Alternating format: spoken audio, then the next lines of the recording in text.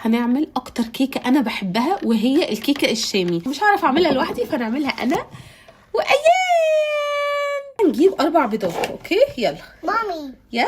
egg or what's the egg? برافو. فانيليا.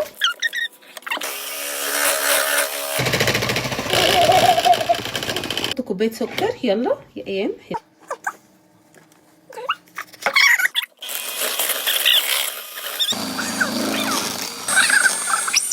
كوبايه الا ربع زيت. اتفضل يلا هنا. برافو برافو. Okay. Ready? Let's go. What are we? What is that? What are we?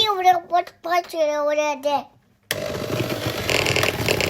What was that? What was missing? ماشي يلا. What are we? What was this? كوبايه لبن. حط اللبن هنا. برافو. نحط دقيق وبيكنج باودر. دي اخر حاجه. Are we going to see دي اول كوبايه دقيق شامي. اوكي.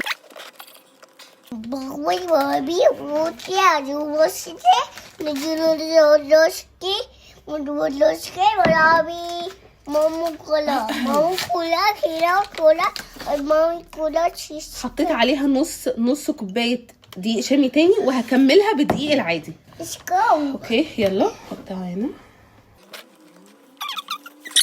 اوكي. بيكنج باودر عشان ما ننساش. اتفضل حط ده هنا.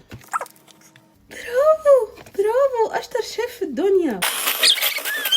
What is this, mommy? What is this? What is this? ده اويل. ده الزيت. See? الزيت. برافو. ده بقى في الفرن لمدة 40 دقيقة على درجة حرارة 180 أو 200. كيكة خلاص. لوك. يلا.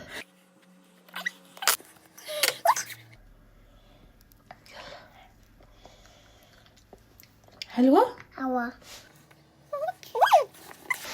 تحفة. Tufa. تحفة؟ Tufa, mama, everywhere. لازم تعملوها.